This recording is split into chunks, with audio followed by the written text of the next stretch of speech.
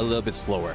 It just so happens that, again, first day into the mix, it's a little bit scrappy. You might not be dealing with those in Group B because you know their drop spot, but judging from who took them down, it is the ones from the same group. So, it's just a exit strategy that they need to work on, especially on match number 2.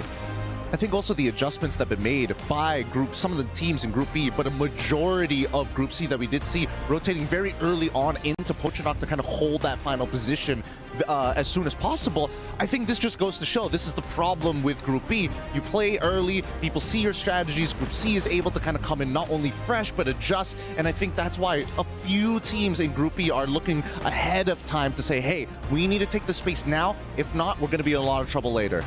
Well, thank you so much, panelists. It looks like match number 2 is ready to go. So let's fly on over to our casters as we get ready to play on Purgatory. All right, to reiterate what our panelists said, yep, the Indonesian region for game number 1 does not look so good. We've seen how Esports got eliminated on 12th place, meanwhile Vitality on 10th. RRQ was the last hope, but due to the placement of landmines by Core Memory, exited them on 5th place. So coming into Purgatory, I believe this is the time for the Indonesian teams, RRQ, EVOS, and also Olnik, show us something what they are worth of. Yeah, I think this is a moment where they really have to wake up, especially when you are in Group B. This is your last day, regardless coming into today as well. You know, what's really exciting, I think, because Booyah United has really stored us a really hot start. 30 points is incredible with 18 eliminations, plus that Booyah as well. We really shoot them up into the top side of that ladder as well. I mean, as we know, teams in Group C are playing catch-up. They are the teams that haven't played today as well, but they are in a situation, great situation, knowing that since Group B is about to leave, they can have the pleasure of being the teams to push the Group B down. And I think this is exactly what they are hoping to do here with these early fights, especially since R7 has already found Noki fairly quickly. That's the first point in the pocket. Very precious. Again, an early elimination here for team Movie Star Rainbow 7. They did the same while in Bermuda previously. However, this time around, they could only manage to find one member from Team Onyx.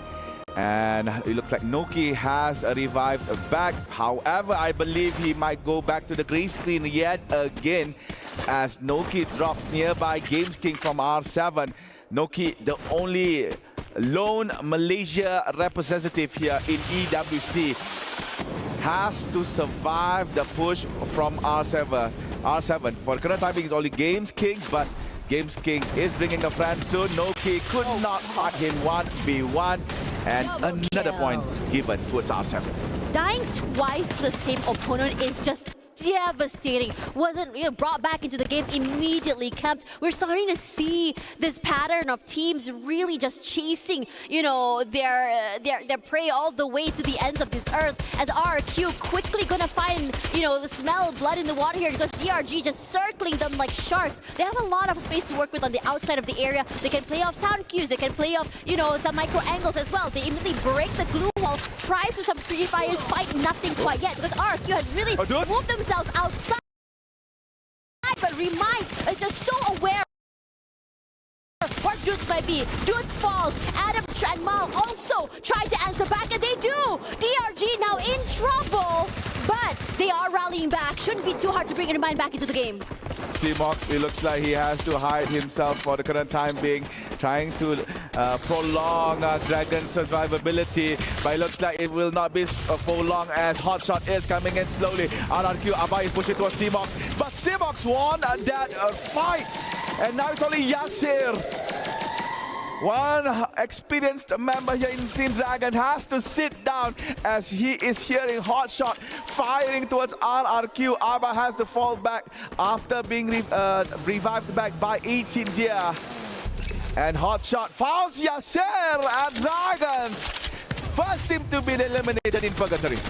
But you're not done. RQ here is just being very quick right now. Hotshots as well will eat the brunt of that damage. Quick put of that glue wall down. Just really isolate this fight here. Hasuixi, what are you going to do here? Trying to find the right way to swing. But Hasuixi just a bit faster with those shots. The better gun as well. Means 18 Deer MKS cannot hold on. That's 3 eliminations in Hotshot's name. RRQ managed to actually sneak one member away from Fire Brigade. That is a very good engagement done by Hotshot. They waited for Dragons and RRQ to finish their bout before coming in. They found Yasir hiding in one of the ruins nearby, taking down Dragons at 12th place and almost eliminated RRQ. So right now with 3 elimination points early for Hotshot, they are smiling. Meanwhile, we're looking at Core Memory journeying themselves towards fields. Nearby is actually Evo's Vine. And we might see another Thailand and Indonesian interaction here for game number 2. Team Core Memory Dawn. And then fun fact, Dawn is that member from KOG. That's why Core Memory ex-KOG comes about, because there is an existence of Dawn. Boo. I'm surprised the DRG got knocked out this early. Granted, their performance in map 1 was just super bombastic. But I have to say, a lot of teams are very much ready, a lot more ready if you ask me, to deal with the aggression that they dished out on game number 1, and they are severely punished for it, which is honestly expected. I think after this, DRG will think twice before really going aggressive on the get-go, probably rethinking how exactly they want to work with their execution coming into the next map. I think that the way they tried to execute was good. It's just that maybe the members are a little bit slow, a bit late to actually provide refrags when one of the members went down, because it was a good strategy to use the Skylar to block any kind of blue wall on that second floor, so they could actually get domination on the second floor and just focus those RRQ on the first. But however, when they started to go on the first floor, the members on the second floor are still up there, didn't come out. So the members outside went in, goes to the first floor, RRQ spots them, instantly knocked 2 of them. The members from the second floor then only came out, and to see the carnage has been done. RRQ has weakened them by number, so Dragons just defeated just like that. Yeah. To say they were just a little bit too greedy in terms of the execution, if you ask me. You want to really quickly come into the building, all 4 jumping in at once without leaving someone outside to scout. And there is that possibility. I mean, you want one player outside to scout with the possibility of a flank or for a long-range fragger. You just have no clue. And I think they went all in a little bit too soon. Now, moving on here, let's look at the rotations, where a lot of majority of the teams are currently still playing outside of the circle, and most importantly, just still on the sides here. And this could be huge when it comes to those rotations later, because it does put teams in a high pressure situation when it comes to these fights. Like this one right now, we're looking in front of our faces. All right, you can see that the first zone is almost finished. There is a mass amount of players right in field. We got Vitality, EVOS, Core Memory, Alpha 34, and also Buriram, all in the same vicinity. Rainbow 7 right up north after they finished their loot in Moat House. Meanwhile, Onyx Olympus is nearby, lost at Ski Lodge. On the south side, RRQ is still yet to enter the zone. Mal might be meeting with Fluxo, and Hotshot still playing it safe right around Lumber Mill. Meanwhile, RRQ Abai all alone in Marble Works Quarry. So I believe that Abai might be the anchor for RRQ. Meanwhile, in Central, Fluxo going in. Oh man, Mal could not even hold on. Just thought he was being very, very sneaky, just trying to hide right outside of plain sight here, hoping that the Fluxo boys not find him. Unfortunately for him, they sniffed out blood faster than sharks in the water, so he was quickly taken care of as well. But it shouldn't be too much of a problem for RRQ at all, as the other teams are still trying to find their way into this circle here. Lost, we did see a brief encounter by them earlier, but it wasn't really a full commit in terms of fights either. So there is that really slow, at least for the time being, a gentleman's agreement in between the two. No, not for long. Onyx tried to go in, and now General just shoots them out, swatting them away from the sky like flies, and Onyx could not do anything to stop the onslaught. This is heartbreaking for the team, with a whole bunch of points falling into Lost's pockets. This is exactly what Lost needs to make up for that previous game. Spot on by General, spotting that jump pad coming in with just the SVD in hand, taking down not SVD, Woodpecker, taking down one by one of members Team Onyx.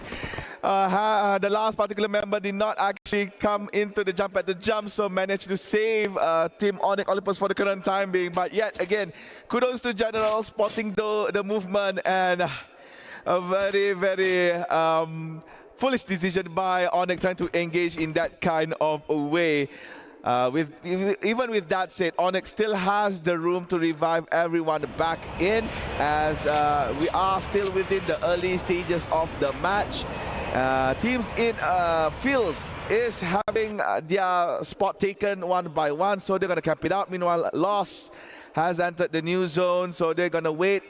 Meanwhile, Hotshot finally exited Lumber Mill right now, waiting nearby campsite in this ruin area here to see whether or not they could catch any players moving about.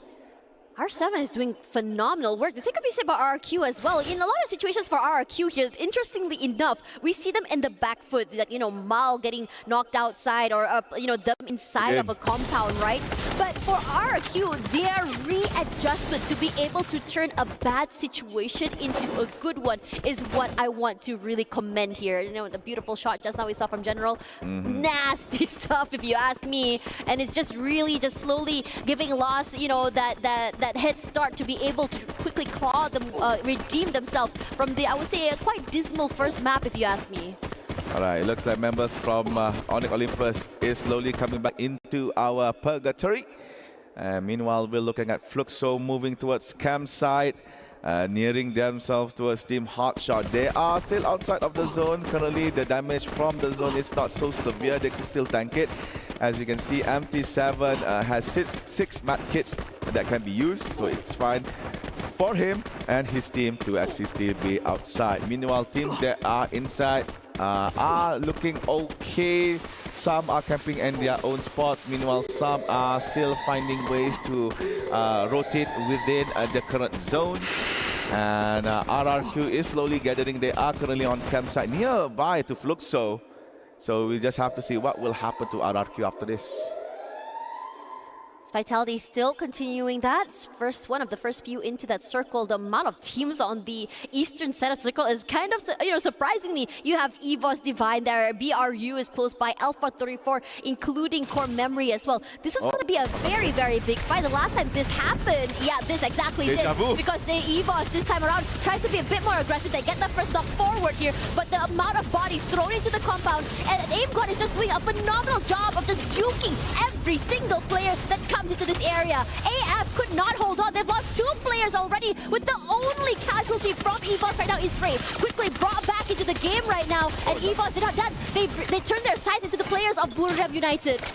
Alpha 34, I believe, almost got eliminated right there. They're just right beside the room. Only Liu left here, managed to actually find space to heal up, but still he has to face the members of Team EVOS. Ray found him, and there you go.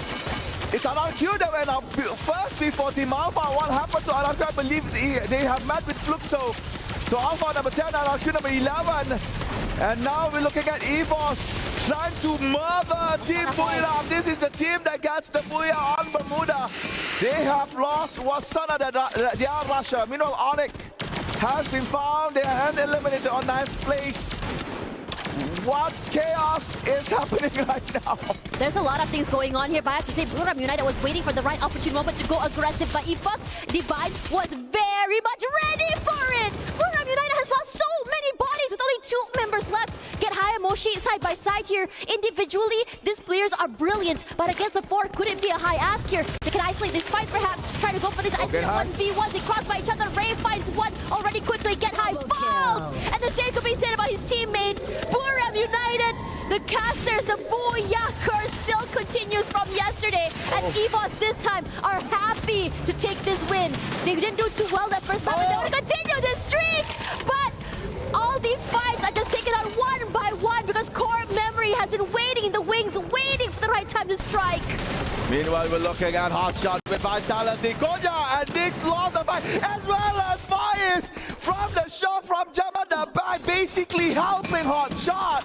Vitality eliminated on 6th place, and now Hotshot trying to get some kills in, managed to get a few shots towards Team Core Memory. However, Joker steals the knock from Hotshot, taking down Zen as one. And now Core Memory still outside of the zone, is in a dangerous spot. Jump being taken down by Hawks together with shot from Hotshot. And Jump contributed a point here for Team Rainbow 7. And Hotshot moving towards the front, might be facing Rainbow 7 soon. But for Core Memory KOG, Cougar and Don is the only one left. And they have no place to go. They have to move in the open. They have to pray that teams are currently fighting while they are moving. And yes, their prayer is answered because Rainbow 7 currently putting bullets towards Hotshot. Oh man, R7 rushes up forward here. He's spotted out all the members of where Hotshots might be here. It's just about making that space to get the closer shot. But they have to also be aware of the CXK also close by as well here. And R7, they're sandwiched. They're in a very, very dangerous position. Their glue walls are getting eliminated right now. But Lost somehow joins in the fray as well, getting as many eliminations as they can. And Lost still very much alive as the 4. Nando9 is just slowly making sure that he can keep an eye out to Joker, trying to make sure he can get that final pick off. He gets it in the end. That's a quad for him. And Lost, this is the Lost that we wanted to see. The Lost that Raja from the death was hyping up about. Sajid, inside the monster truck, could not be shot actually. So he just went inside. A very unique strategy being done by one of the Pakistani players here. Sajid Fanil goes out. Good kind of backstab, managed to steal a kill on Soy there. But yep, Sajid finally taken down. Hotshot on 4th place. Now we are left with 3, and all of them are Latin American teams. There you go. Movie R7 is now gone. It's only Brazil. Brazil 1v1. It's gonna be Lost versus Fluxo. Will they contribute towards the list of Booyah, similar to Pain Gaming? Let's see how it will end. That's a beautiful nade cam for out to quickly find out Bunsin, and the rest is going to collapse. They rush forward here, but Lost answers. They rally, and that's the Booyah that they are really, really looking for. Lost, what an incredible game coming from this team. They have great at collapsing, they're great at rushing, and most importantly, Nando9, he looks hot right now. Oh, that was a surprise, and actually it was like just one done. Oh no, I could not see it. How did they manage to get the end? Was it a grenade kill? Was it the zone? But yeah, Lost with the Booyah. Another Brazilian team managed to get 1st place in their match after Pain Gaming. And for Fluxo on 2nd place, they did well. They maintained their ground quite strong. They flushed out a lot of members. They flushed out Team Core Memory, they flushed out Team Araku, they flushed out a lot of teams from the match. And meanwhile, Hotshot, they've tried their best, but sadly could not end the game well. And that is game number 2, ladies and gentlemen. We'll be right back here for our next match. Quadrant. Dominant.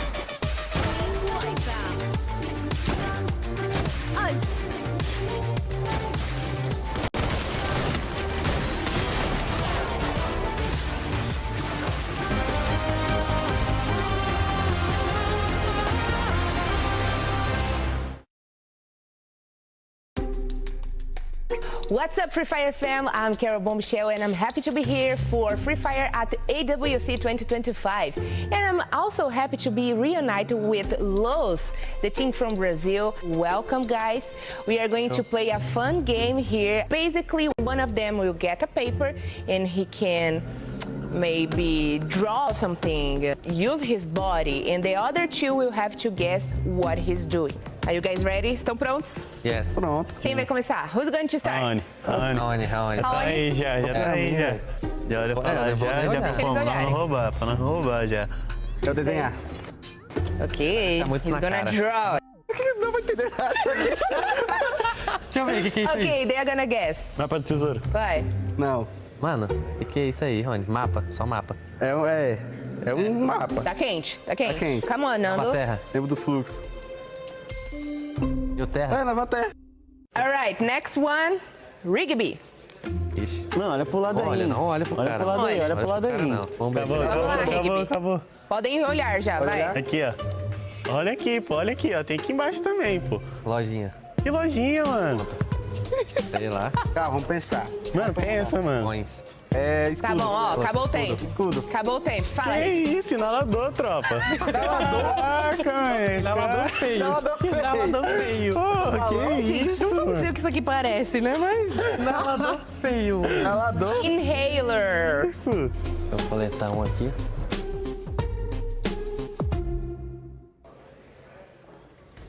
Down. Tailandês. Falcons. Passana. Hã?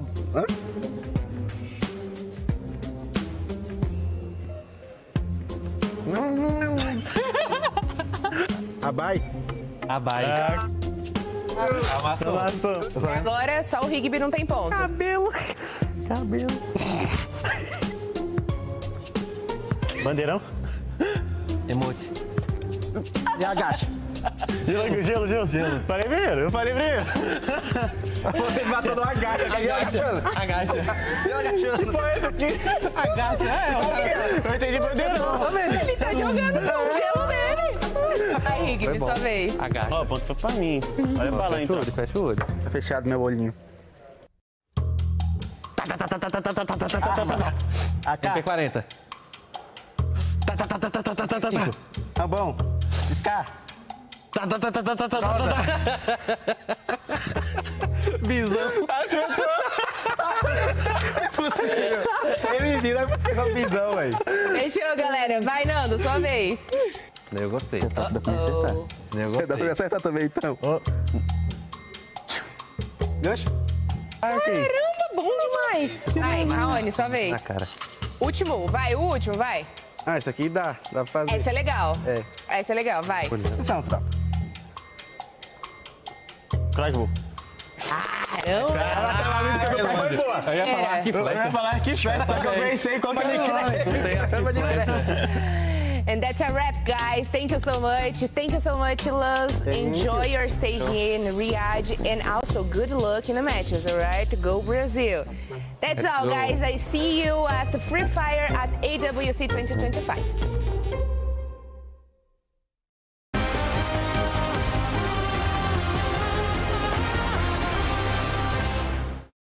Joga pra trás, General. Joga pra trás, não do Nando. Joguei. Aqui, ó. Aqui na direita, tropa. Quebrei dois jogos. Volta mais comigo. Vou fazer step pra nós. Volta mais comigo. Ó, tô na esquerda. Na minha direita tem, na direita. porra aí, general. Dentro que tem. Ô, General, vamos rushar aqui dentro, Também o caralho. Vou jogar. Dei dash, ó. Desativei. Tem, tem um. Matei, pô. Vamos, caralho. Tomar no cu. Boa, tropa.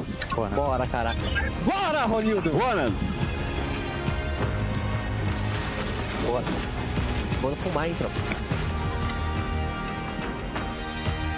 Welcome back to the Desk Survivors, and what a final circle. Are we at EWC or was that the Brazil final? LOS and Fluxo going head-to-head for that final scoring Booyah, but I know Raja, she's got a lot to say about that because I think that was a final circle you've been looking forward to the most. Yeah, it looks like the FFWS from Brazil. It was so interesting. And, well, they are kind of rivals in Brazil. So I think that, like, the crowd must be, happy to see them, like, fighting against each other. And it's so good to see them performing that good because that's what we were, like, expecting from them. Fluxo, I think it was like such a bad day yesterday for them. So today they can be much close of what they usually do in Brazil. And Los, it's a good start, but I mean the first match wasn't that good. But right now they can like show the Los play, you know, like the play style of them. And I would like to mention too about the R7 because they are like the Latam. They are from Latam, so they are playing so good too. And it's good to see because they are like the dream team from Latam. And well, I'm really proud of them. I don't know about you guys. I don't know if you guys like to see Brazilians in that way, like just Brazilians in the ending of the safe zone. I'm sorry. I thought my power ranking was like, I do believe that Brazil has a really good chance at getting this. I will admit that I have my doubts about R7. It looks like they were in a really good spot. And then Hot Shot happened. The monster truck shenanigans, oh my goodness, hidden underneath. And honestly, I think that R7 might have had an opportunity to disrupt both Fluxo and as well as LOS in that final ring, right? 3 Latam teams, and all of a sudden Hot Shot decides to be like, no. One of these teams don't get to have as much fun. Yeah, I mean,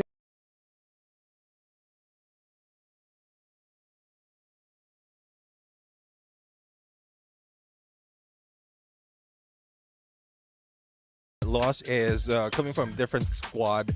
It might be a different brand, but they're just returnees from EWC 24. So they have the experience. They also have their rivals who they want to beat right now, and a lot of movements coming from Southeast Asia. So they're just being one big package of Free Fire champs.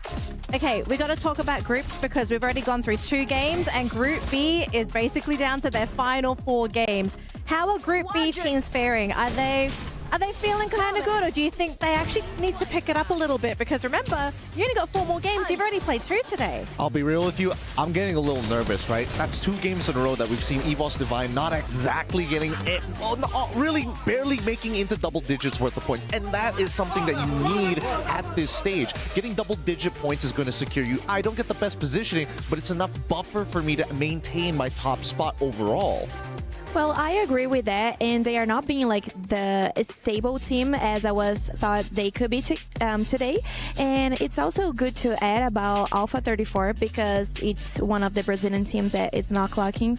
So I don't know, it's gonna be so hard for them to pass through the next stage. Pass through the point rush, you know. So they need some points, and they are not doing really well today again. So it's gonna be hard. I don't know. They need they need to change everything.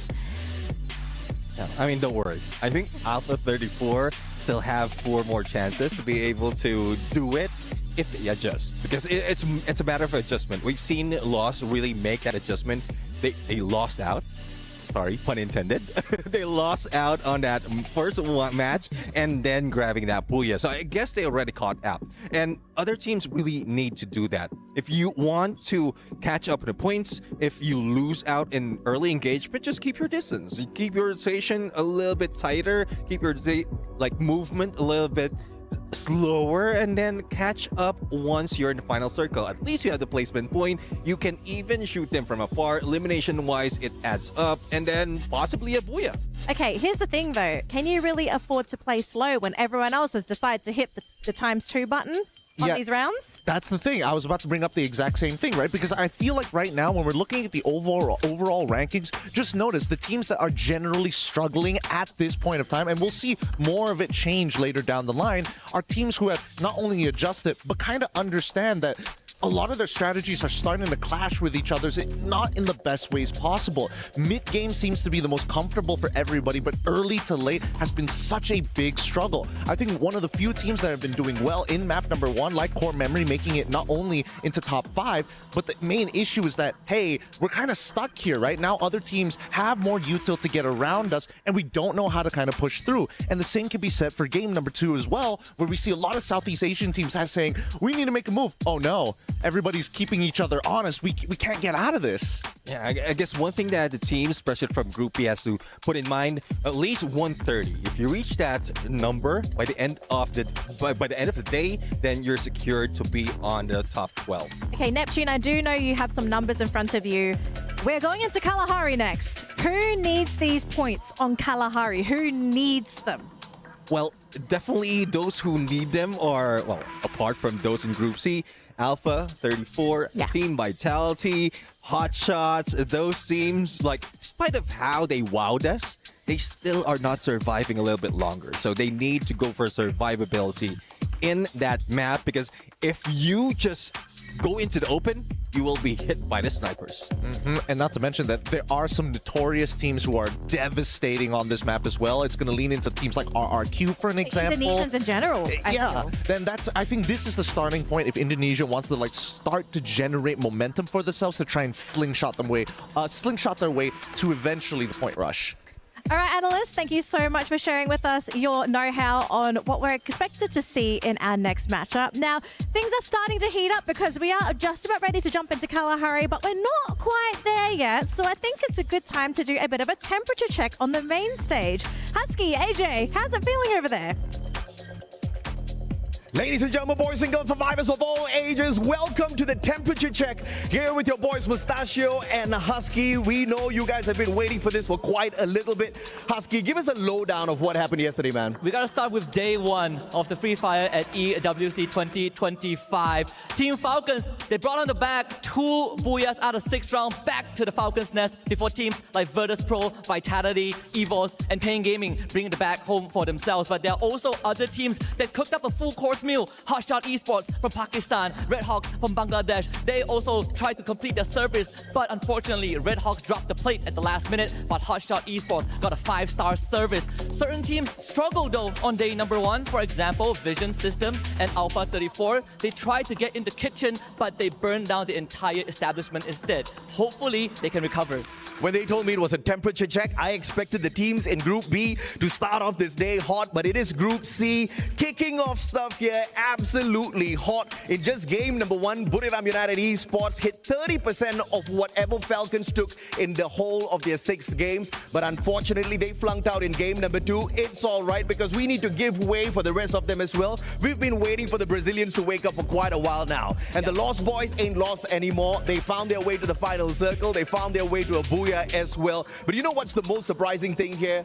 Hotshot. They are still keeping up, Husky. Last year we talked about Hotshot having an opportunity to qualify. They finished 15th place in the knockout stage, but this year is looking pretty good, getting closer and closer for that dream playoffs run for the Pakistani team. But I gotta say, Lost, they come into this having players from last year finishing in 4th place in EWC 2024.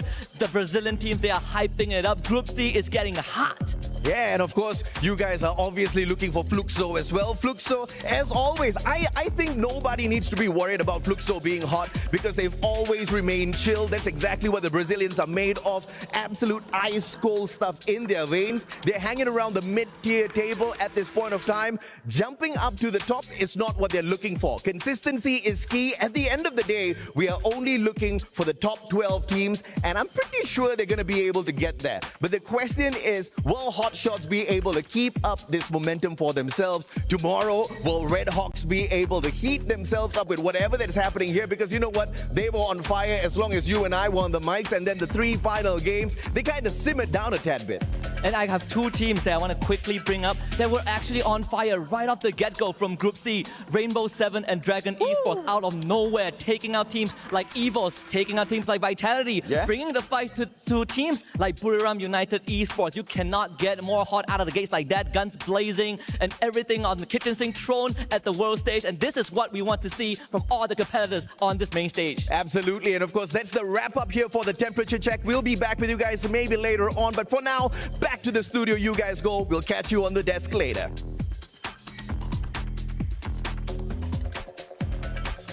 Thank you, gentlemen. Welcome back to the panel, folks. We are almost ready to jump into Kalahari, so don't go anywhere. If you have your snacks, or if you don't actually, quickly grab them right now, but make sure you're back in like a couple seconds. Kalahari, that's that next map. It's going to be a pretty hot one because the Indonesians in particular are really eyeing this map. So the question I have today is, are they going to be the targets? Are they going to be the victims of this next round? Because this is public knowledge. It is not a secret that Indonesia typically performs well on Kalahari. Yeah, I mean, judging from how the drop spot is for RRQ, Refinery is their home. That's their nest, though they're not the Falcons, but that's their nest. Evo's Divine, Sniper, Razia, like that's something that really is also common knowledge. So snipers, they will take the high ground, but again, there's a lot of counters that we've seen from the past, and I think this is something that the other teams can pull out as well. Yeah, I think what it's really going to boil down to, and I think we even saw this in EWC 2024, right? A lot of Brazilian teams have decided to take the southern side of it, then Twisted Minds now coming in as Virtus Pro. Mammoth is a very key point because the first 50-50 is on that first ring. If it's towards the northern side of that map, suddenly Refinery becomes a more pleasant place to kind of sit around. If it's on that southern side, we do see that a couple of Indonesian teams, especially if contested, are forced off of it, like to rotate to that southern side. Mammoth is a really good cutting edge point to cut them right in half, but also not only to deny them loot, but a good vantage point in case Refinery gets contested as more teams start to come by through mid and late game. And for the Indonesian teams, knowing that this is probably going to be coming their way, what do you do? Are you the ones to decide you change your drop points? Do you just compete and fight through all of this chaos? Like, what do you do? What's the backup plan when you're the target? Yeah, I guess like changing your drop points is a little bit too late now because pretty much real estate had already been taken. So it's more of how you get in position onto the shift of the circle, and definitely with the update that we have, like we are seeing a lot of like different shift. I would say difficult for the other teams to come by and get to the other to inside the next phase that quickly. A lot of teams has been hanging by on the edge, as you keep on pointing out, and a lot of teams, more than half, are struggling to run them through. I think at this point, the only Indonesian team that needs to be a little bit more worried is definitely going to be EVOS Divine, right? I don't think they naturally want to contest for a Refinery, but if they have an opportunity to eventually get on top of it later in the game, then sure. Vitality is the one I'm most worried for because we've seen it within Southeast Asia. When it's RRQ and Vitality, 80% of the time, RRQ comes out on top. All right, ladies and gentlemen, thank you so much. It looks like we're ready to jump into Kalahari Survivors, throwing over to our casters as we get ready for our next matchup. Incredible stuff coming from the teams today. I mean, you know, starting off the day strong here with 30% of the points collected by Falcons yesterday was already Buriram United, and then following up very, very close on match 2 was lost with 28, only 2 points shy. I have to say, a slower start today shows a more explosive end. What do you think, Edmads? I think that is just the beginning of domination from Group C. That is not something that you would like coming in from Group B. And for Kalahari, as said by Daniel Lee, the Indonesian teams are taking this map to be their map to shine. However, yesterday we've seen Team Falcon gets the Booyah on this one. EVOS was so close, but sadly no cigar. So coming in on game number 3, teams from Indonesia that I think would actually try to take advantage of this map is Team Onyx Olympus. They are not performing very well in Bermuda. Same goes to Purgatory. I think in Kalahari, this is their time to actually redeem themselves. Speaking of Onyx, right? I think they had such terrible luck today. You know, you bring your teammate back into the game, immediately eliminated. You try to get away from teams, you know, who are executing toward you. You get shot in the back as well. And honestly, I would love to see a bit more aggression coming in from Onyx. In most situations that they get completely dominated, they were trying to run away or move away from other teams. They don't want to take these early fights, and it has resulted in them getting shot out of the sky. I want to see them receive these fights with fire, show a bit more dominance, and perhaps this is the map that you mentioned. This is a map they're more comfortable on. Perhaps they can do so. All right, talking about comfortable, it looks like CRM or Core Memory is in a comfortable spot, getting one elimination. And might go for a second one, but nope. Ray gets the hit on towards Kruger. Jump tries to go for a refrag. Only has one glue wall to work with, but he still wants to go. No armor, no helmet, risking it all. Nope, no cigar for Ray as for Jump as well as Ray. 1v2 comes out swinging and happy. EVOS perhaps have dropped the ball in that first map, but I think in the second map they performed quite, I would say, decently enough to bring them back into this game. And I think this 2 points early as well gives them enough points, at least slowly bring the way up to the top again. They were just, what, shy a few points, 10 points to be exact from Falcons in the beginning of the day. My question is, and I think what they want to do is to be able to overcome Falcons, last year's defending champions of Free Fire at EWC 2024.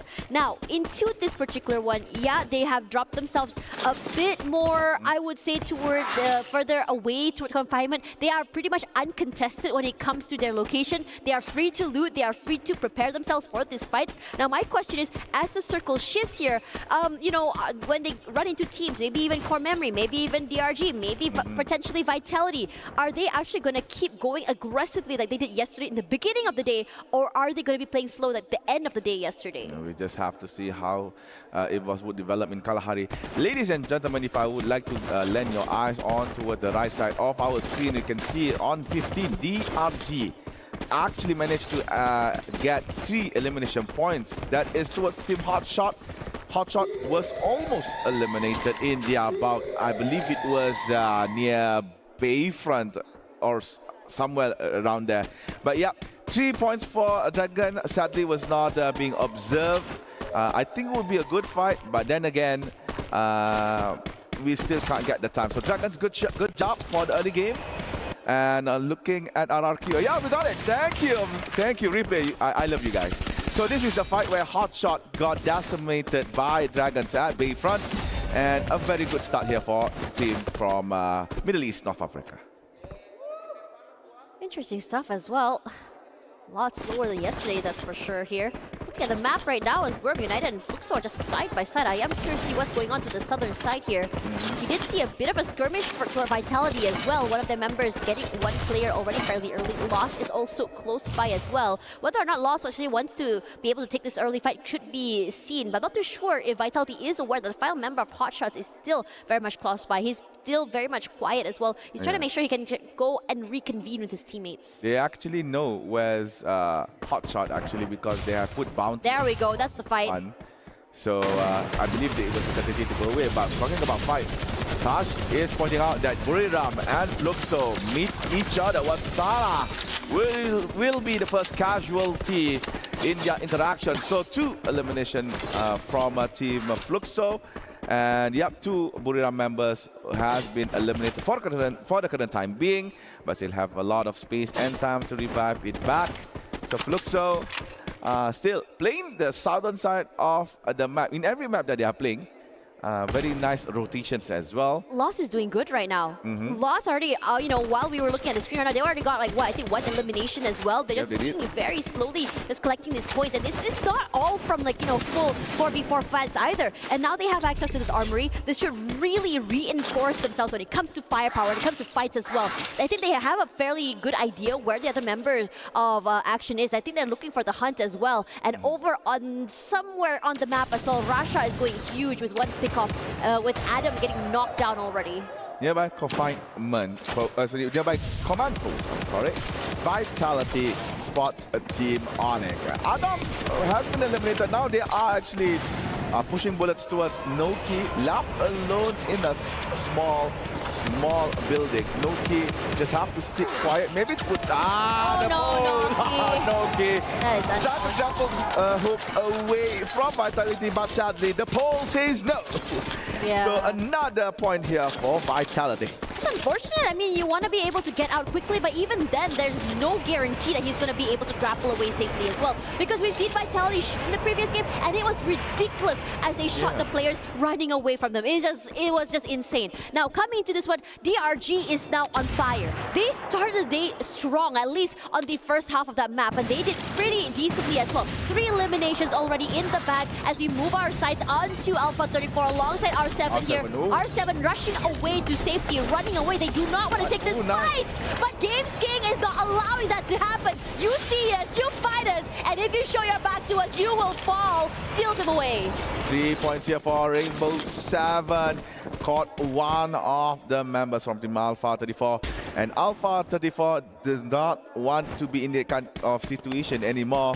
And this is a short replay. We could see Anas was not spotted by Rigby. Rigby did not check his corners properly. So basically he was invincible. Invincible and invisible at the same time.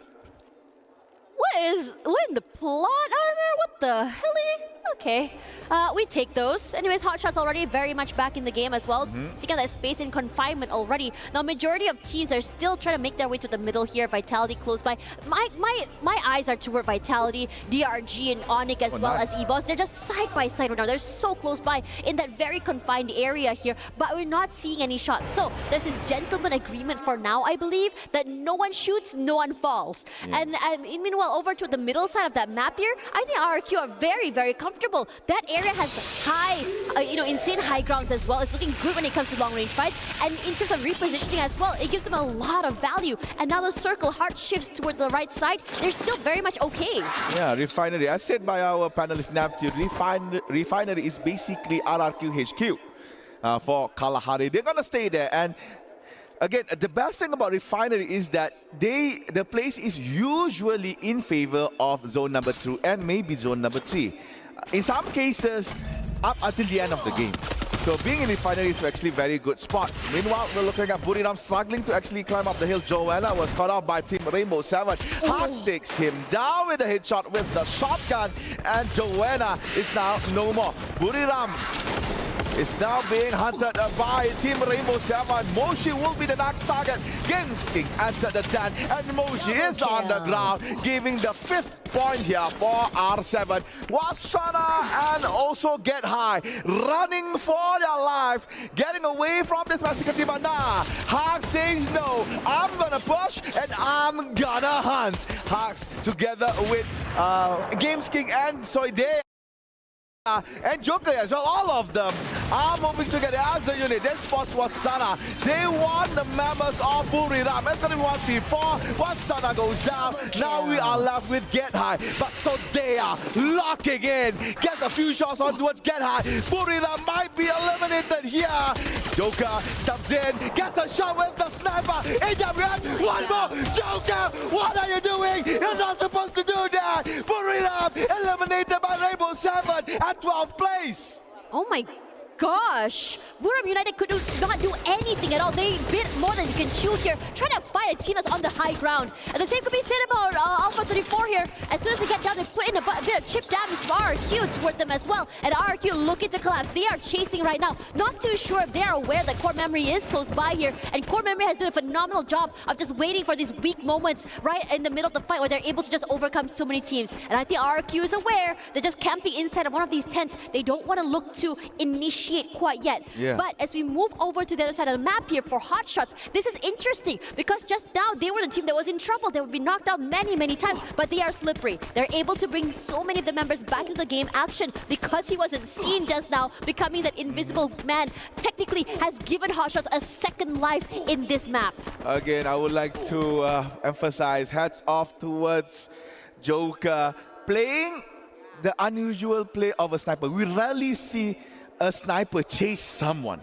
Usually you get the rusher to do that, but this guy with the AWM in hand and in all odds again a member of Buriram, Get High, for goodness sake, he could win that clean. Oh my god, anything can happen. This EWC such a special moment for everyone.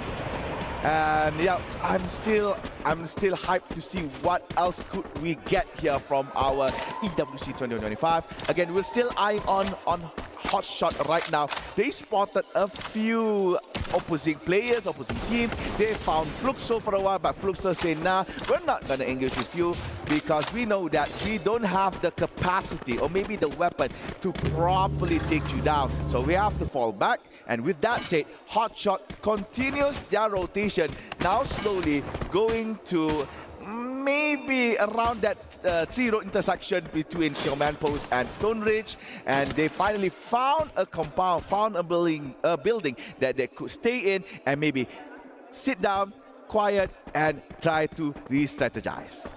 Linz falls here, RQ.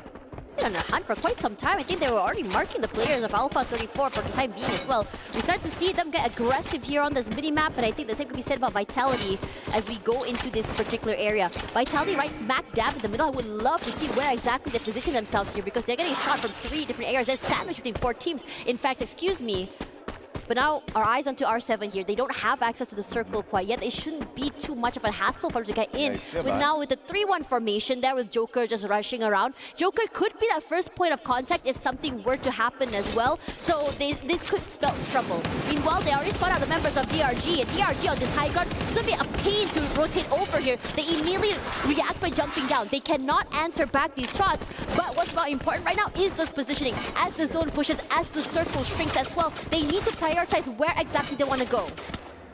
Dragons, they tried to play the elevation game, tried to catch teams coming through command post, but sadly, no one was in their sight.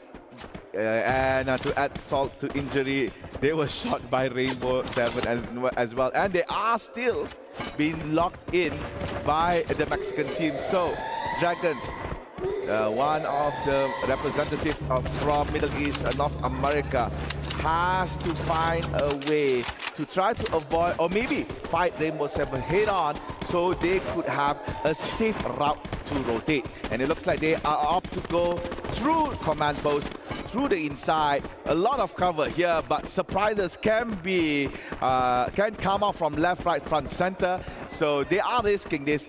Putting one at the back, splitting to 3-2-1 strategy. C4, Yasir and Simox will be in front. Meanwhile, Yasir will, not Yasir, Remind will stay at the back just in case they could find a long-range shot. And they did on Abai. That's a disgusting shot if you think about it. Straight up into Abai, knocked down already. Shouldn't be too much of a problem to go for that revive, but Onyx is facing so much pressure right now. There's so many teams coming in from 2 different areas as well. What are you going to do here to be able to get into that circle? Onyx and Lost, they need to take this fight to get into that circle. And they have played this elevation game to a T. The problem right now is that they cannot go outside. They're boxed out of the compound, and Lost are happy to accommodate them if they don't want to get out. Because eventually the zone will shift. They have to go out into the open eventually, and that's where Lost is looking. Just wait for them as well here. Waiting for the right time as well. Yeah, Lost is actually at the advantage here because Team Onyx is basically trapped. In that building, there's only one way in and one way out, unless you want to risk it by using the windows. And talking about windows, you can see that Round is actually blocking, forcing Onyx to block the window, trapping them inside. Meanwhile, Dragons and R7 finally interacted. It looks like Dragon lost the fight. And Fluxo, racking in kills, taking down Alpha 34. The underdogs from Brazil not being able to hold on here. Lost is being very patient right now. This northern side fight is hot because the circle shift is good. But now this big rotation happening right now, and RQ is forcing this fight, taking down the killers that have been taking down the leaders of this game. RQ just completely collapsed, and RQ showing us why they're so comfortable on this map. Abai falls, Vitality decides to join in on this fight as well, but no problem. RQ still have many bodies to work with because another team is coming into this little area. Fluxo is in the middle of 3 different teams. This is not the best position to be with. The glue wall falling. The position knocked down. Pops all alone. Gio cannot be picked up here. And Vitality, Fluxo in trouble as well. But Fluxo cannot hold on. And the same could be said about Core Memory as well. Eliminated already. This fight happening from all around the area, northern side and bottom side, as EVOS Divine look to try and bring down their Indonesian counterparts. Yeah, bodies are dropping one by one. Teams are ousted one by one as well. Now we're looking at Onyx. Eyeing on towards EVOS that was fighting another team. RRQ has been eliminated on the 5th place. Meanwhile, Vitality takes down Team EVOS, kicking them out on 4th place. Now we are left Vitality, Lost and Onyx, 2 Indonesia, 1 Brazil. This is the 2nd time Team Lost is in the top 3. And wow, Lost is showing their worth here. However, not much elimination in their bag in this game turnabout. So I'm not so sure will the points matter for them right now. But then again, they need the points to still be on top 12. Vitality doesn't have a lot of place to work with. The circle is shifting right now, and they are the furthest away. The other 2 teams are saying, you know what, let's have a stalemate right now and try to keep this team at bay. But Vitality, they rally back. They have the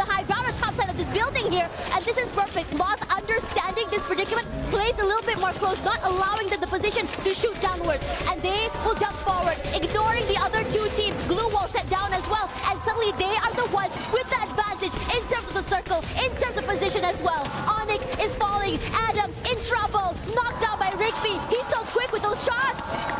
And Lost still boxing in Team Onyx. They cannot go out. And they're gonna continue doing so as the circle is slowly shifting towards command post. Waiting them inside is Team Vitality. Things are not looking good for Lost and Onyx. And look at that here.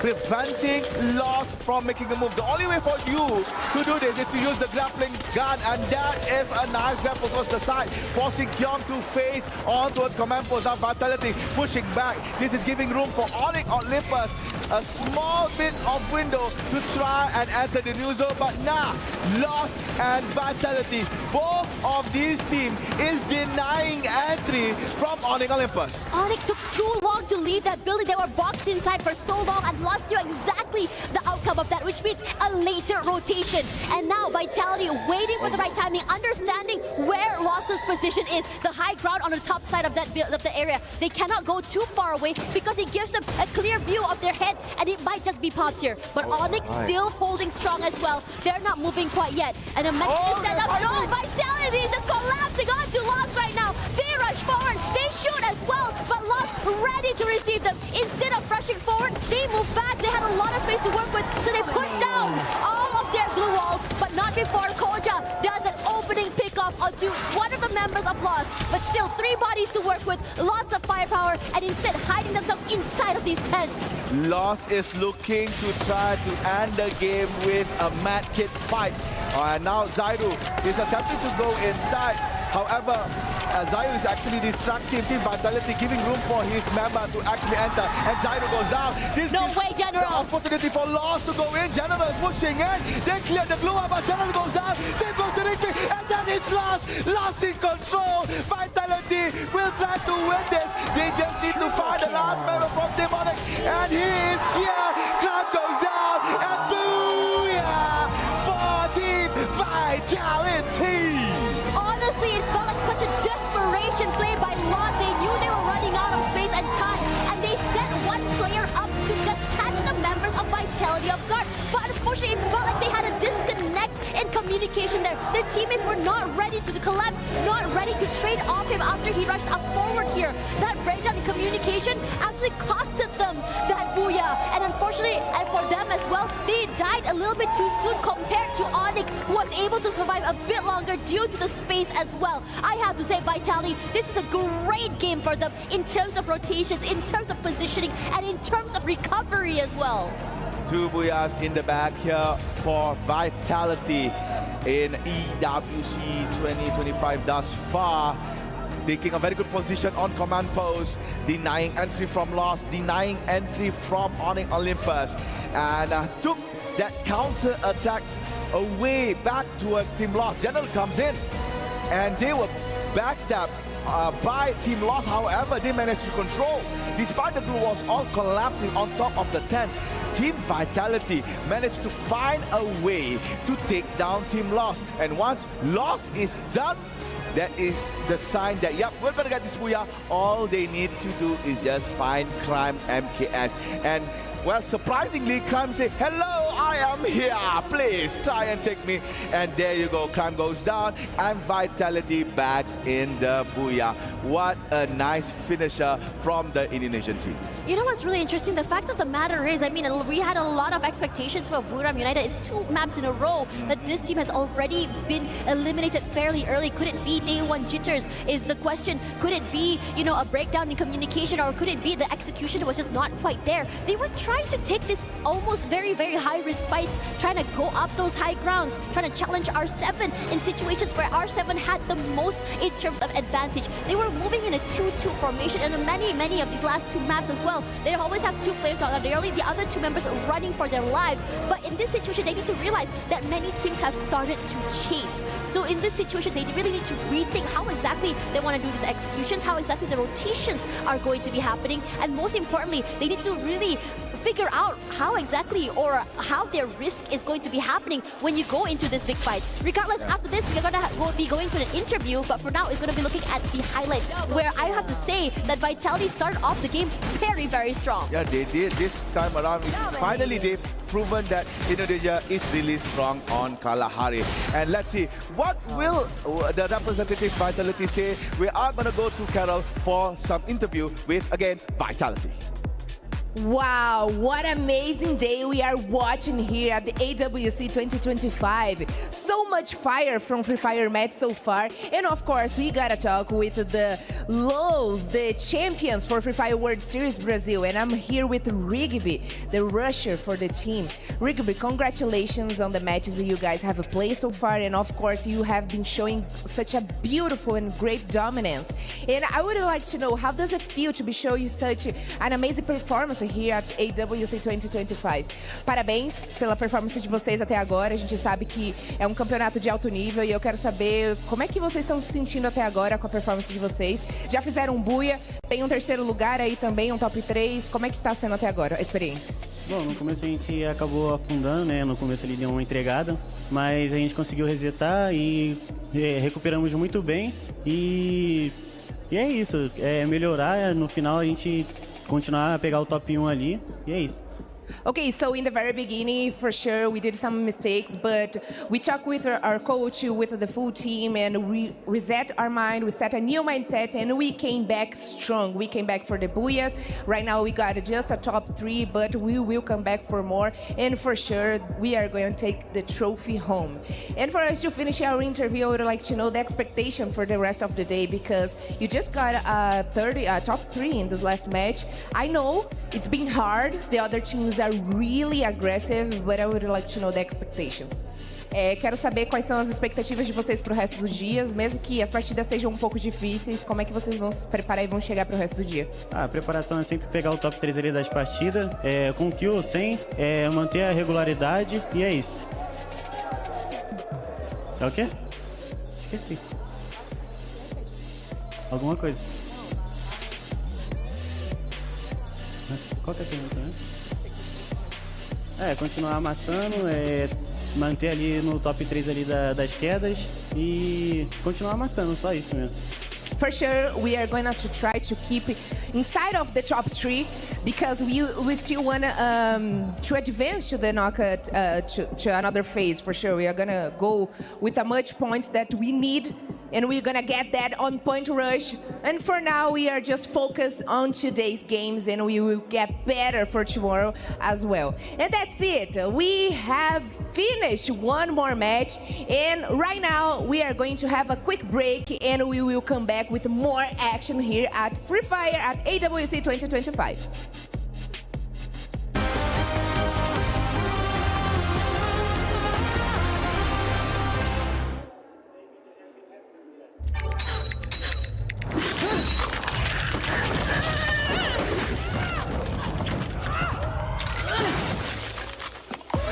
Reach your impossible, Lenovo Legion.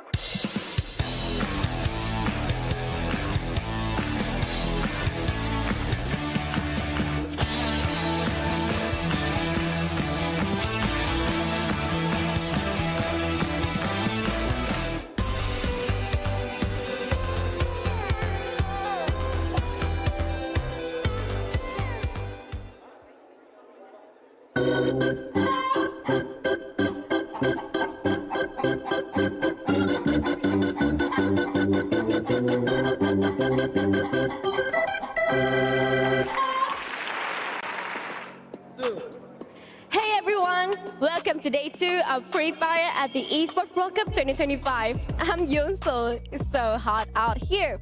But Before we dive into our today's Free Fire actions, I'm going outside to explore the other esports arena around the boulevard to see what is going on across the tournament. First up, we are at the STC Esports Arena, where League of Legends is in the full swing. And yes, the powerhouse teams like T1 is in the mix. This is going to be an epic showdown! Yay! And right here, the Amazon Esports Arena, home of Dota 2. Fun fact, Dota 2 is known for some of the biggest prize pool in esports, and it's still keeping that legacy alive right here at the EWC 2025.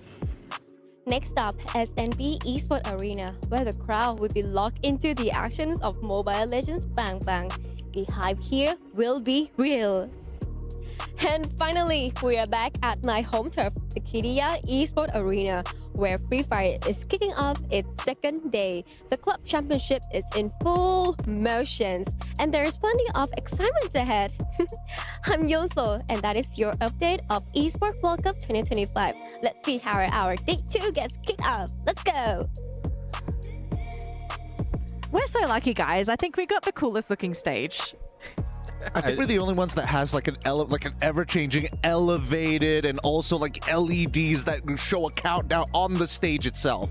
Yeah, I mean, and just imagine having everyone in there and then seeing that. I felt that especially when the first time we came in, and it was something else. So I would agree with you. That is quite different and very good for Free Fire to be there.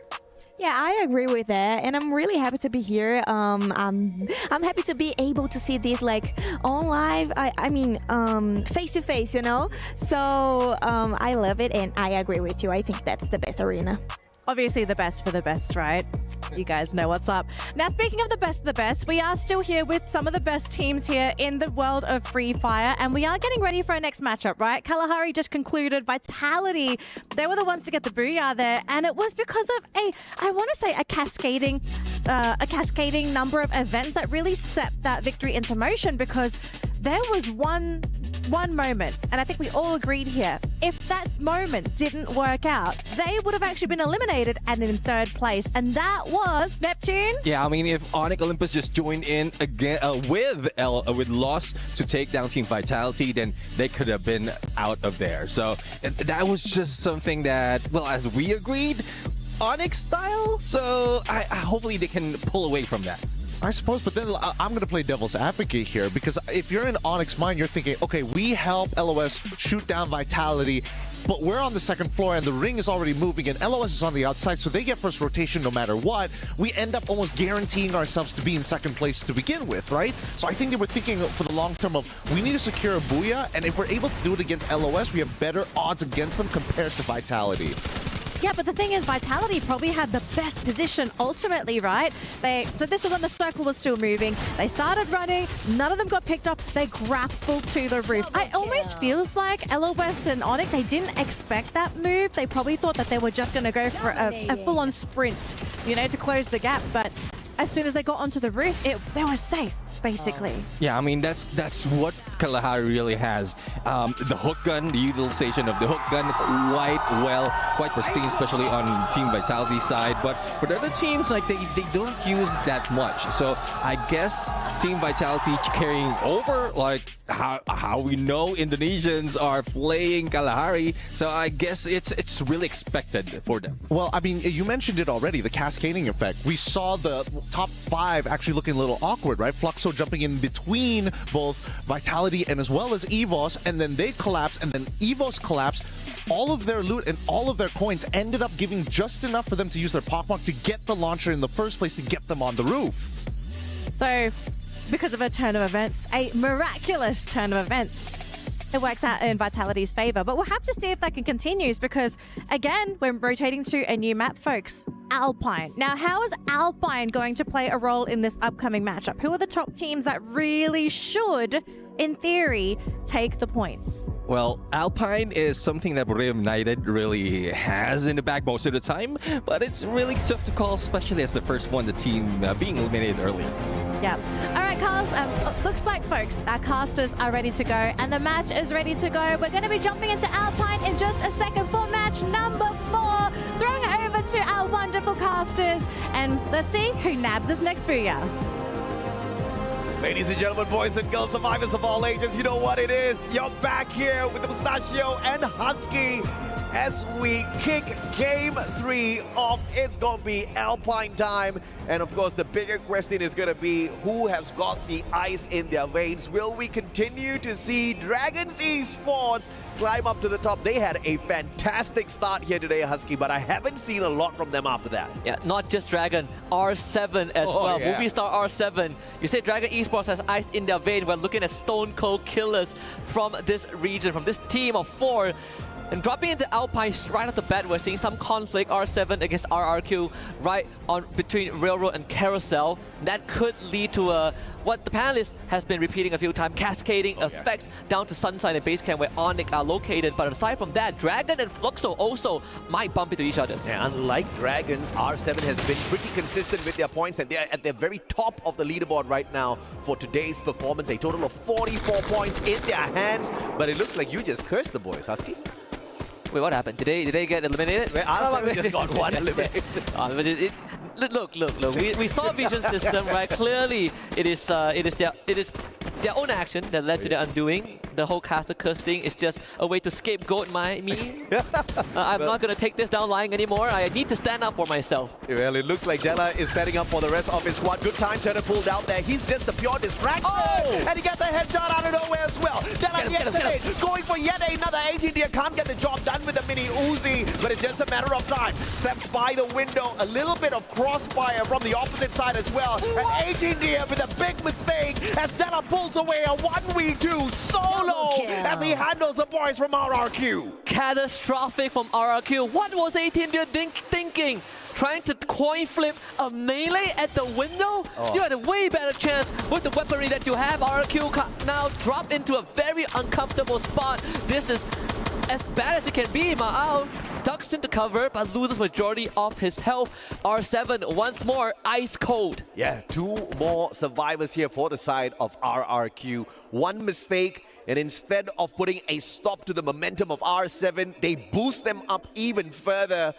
This is absolutely insane of consistency out of R7, and Ma'al will lose his life as well. One final insurance policy out there who I believe is on a revival spree. We will see more of RRQ, but for the time being, my goodness me, R7 yet again, that consistency beaming through. Yeah, this is uncanny, unexpected from R7.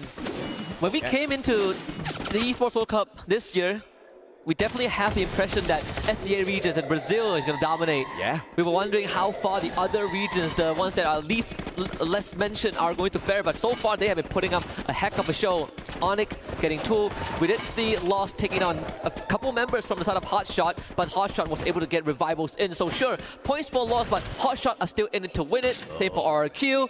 And Anas pretty much all alone in the 1v2 as Hasu brings Sajid back. Anas stood no chance general with the 5th point. Yep, Anas just stood no chance there whatsoever. Lost spotted an opportunity, went in for the instant flank, had the vehicle as well to very quickly cut off his rotation. And an extra point for the Lost boys who were pretty lost in that first game. Very quickly found their footing and now at pretty much close to the top of the leaderboard with their brothers R7. LATAM and Brazil finding their footing here on day 2 to show Southeast Asia that it is not all about SEA.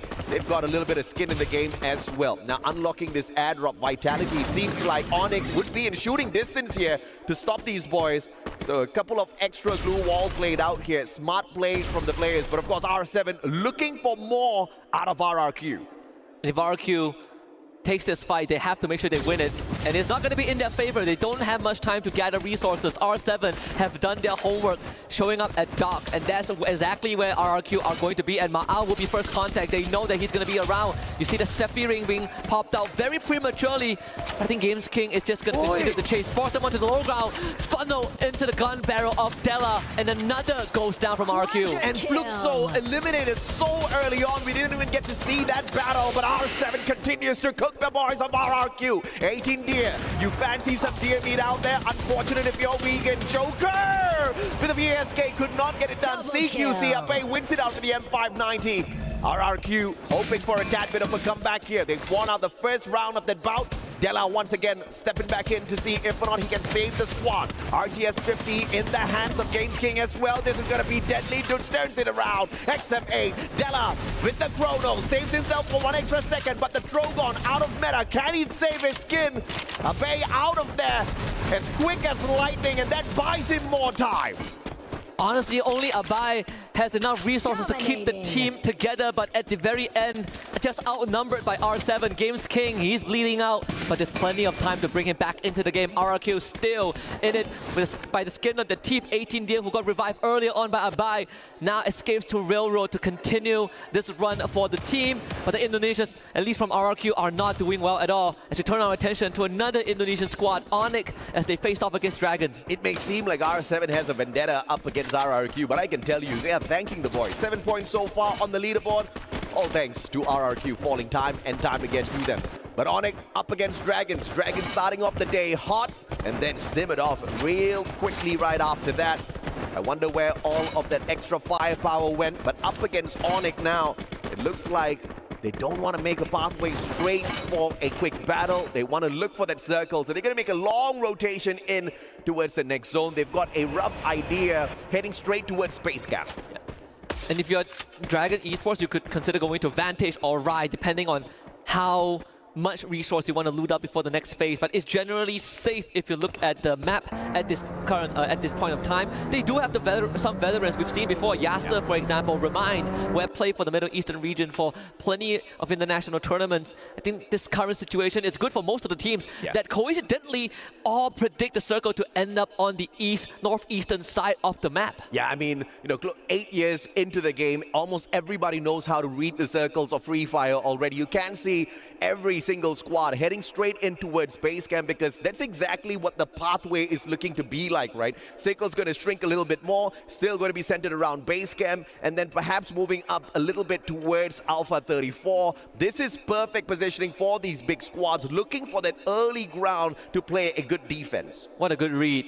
This is experience and homework really paying off. BRU, they are already in the thick of it. And this is a team that has, over time, started to slow down a little bit, play a lot more calculated, and only strike when the iron is hot. But now they are forced into a situation where they might have to start shooting early, and that could be a point of change for the team. With so many teams around that could punish them. Hotshot, though, made a full recovery. Now they're going to come in from the southern side of the map through Stadium and Rivermouth. 75 points. It's a lot compared to what they've been able to show us previously in those years on the global stage. This is very impressive from Hotshots, but we want to see them at least cross that 100-point mark. A little bit of a replay earlier on as well. You saw how R7 got the job done. A little bit off meta here with the Drogon, but it served them well. Speaking of off meta, Drogon, Jonah, and Wasana holding on to those guns. We had big questions. What is Wasana going to do without his Tatsuya? I'm pretty curious as to how he's going to handle it as well. Thus far, past 2 games, they haven't been doing all that too good. We even saw Wasana talking about how when he came into the team, everyone helped him get to his feet, to play like a team, to play like a family and then friends, and to get him up to speed. It took him almost more than 1 year to get their first trophy, to finally prove that he belongs in BRU, even though all of us said that he is the perfect fit, but they needed an achievement to cement that fact. Now EWC is going to be that redemption arc. Moshi takes contact as Alpha 34 now rushes into the building. The attic fight is going to be very, very congested as bodies start to hit the floor. Lin's first to go down. Wasana with the Trogon once more, just pumping out bullets right into the ribcage as Jonah finds Hisechi. BRU coming out with the big wins, with the big guns, with the big shots, and Alpha 34 is no more. Yeah, Alpha 34 just rushed into their deaths. They should have gone in there for the full-on commitment. Instead, prematurely pulling up those glue walls, just the wrong idea. Drogon straight to those glue walls, instantly ripping them down. And obviously, Booyah taking full advantage of that situation. Free 4 points for the Thai dominant squad. But of course, this is their recovery game in Game 4 now. We want to see exactly how far they can move with that. R7, on the other hand, flirting with the blue right outside the circle, just tanking a little bit of damage as they go in for that long rotation round. There's a chance that they run into RRQ again at dock. You see RRQ are making their rotation too. big scan with the binoculars from RRQ. I believe 2 of them, and that's a big crowd that they just spotted out. RRQ do not want to interact with anyone at this point of time. But for Onyx, they might not have a choice. They see RRQ and Ma'an, he's a sitting duck, lands on top of the tower, but what do you do at this point? Hotshot hears the gunshots, and they will be ready. Yeah, this next circle, Buriram is actually betting big here that the circle is going to be looking for them instead of base camp. So Sunside is a very low probability. It still moves on towards base camp, but thankfully Buriram doesn't really need to travel all that too far. RRQ, on the other hand, losing a bay at this point of time, that's going to be torturous. Looking for a vending machine in such a crowded base camp is going to be close to impossible. It's pretty safe to call it for RRQ because this game has not gone that way at all. They don't have anything to work with. And in this current spot, minimal loots, minimal cover. Just gotta pray for just 1 or 2 extra placement points. But for R7, Carousel used to be safe, but with a rotation from BRU, there's a chance that because the circle didn't end on Sunside, they could pivot towards Carousel. Yeah, I just expected them to just strut in towards Sunside. Instead, they wanted to go for the long rotation. Unfortunate for them, R7 had the exact same idea. Now Buriram gets to gatekeep R7. We'll catch up with that action in a little bit. The Lost Boys, on the other hand, very, very far away from base camp. As they move on in, they are at risk of being gatekept by 2 squads, Vitality as well as Dragons, and this could just serve Dragons up really well. As Vitality puts in that hard work, they could look to steal away some crucial points off of Loss. Not only that, Core Memory and Esports are also around the corner, right? That could escalate into a 4-squad fight.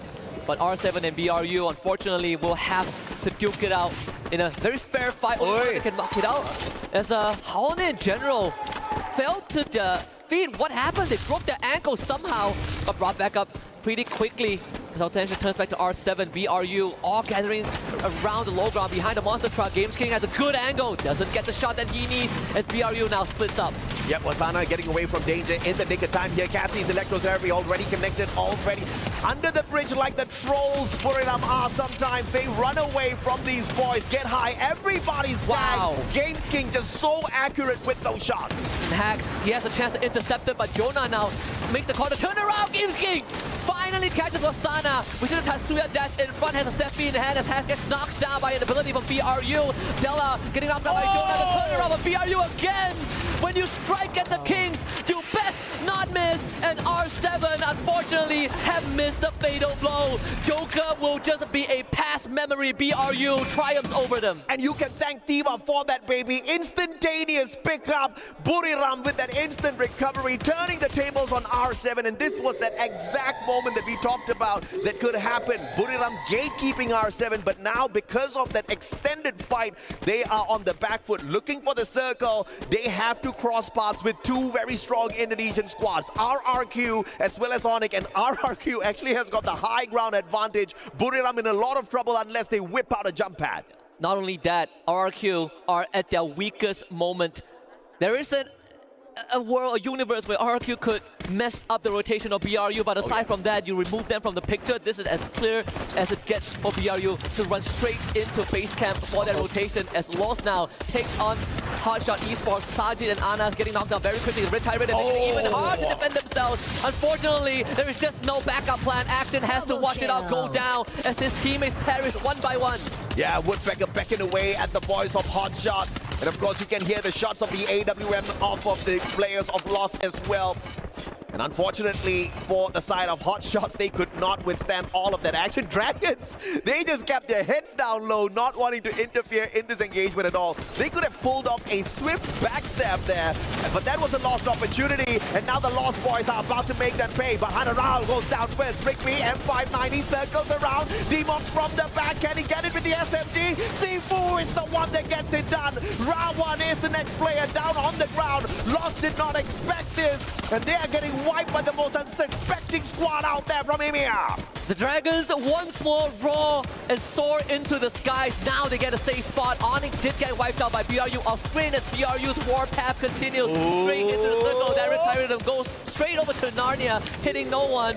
Crucial ability on cooldown this late into the game. A124 in the hands of Koja. Vitality, Booyah winners of the previous rounds, but the kill feed lights out once more, and it's all blue, but BRU are the ones that are winning. Yeah, nobody already gate kept Buriram, and unfortunately, EVOS is the one that pays, and it wasn't even some CQCs. They were taking those long shots from afar. Extra 2 points collected, and now that puts EVOS at risk. They cannot find the Booyah that easily. Core Memory up against EVOS. Buriram joining the fray as well, but they take the top of the roof. This is going to give them a little bit of an advantage, but also pulling in the attention from Vitality's grenade. And BRU already has 15 eliminations under the belt. If there's a time to stop them, it is going to be now, or they will run away with the group stage. RRQ finally eliminated, but Zenzi starts it up. Cougar with the follow-up. 2 down BRU. Wasana finally confirmed as Get High gets back up, intercepted by Fives MKS. Core Memory and Vitality have a singular mission, and it's to wipe out BRU, and they get the job done. Oh, beautifully done here, and Sifu finding Koja from the back.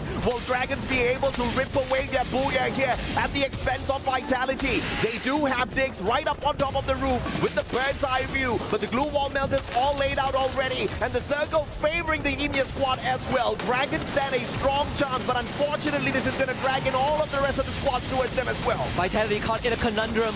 Which poison do you pick? Do you fight the Middle Eastern teams of Dragon Esports, or do you run straight into Core Memory? Because both of them will turn them into dust and into the past. Core Memory is their pick, and that costed them 2 bodies. EVOS now joins the equation. AimGod takes out Diggs. Hotshot still has a survivor, but this is most likely going to be between Core Memory and Dragon Esports. 4 teams remain. Unbelievable stuff here. Core Memory with the consistency, but Dragons just showing that they want to make it through to Point Rush. Yes, here down on the ground, Cougar's going to make sure that he gets put out. But from up top, Recifu finding one great connection with jump, pulls out a glue wall to block himself off for an important pickup onto Remind. He doesn't have the Diva. A tad bit slow there. Thankfully, no grenades fighting the players.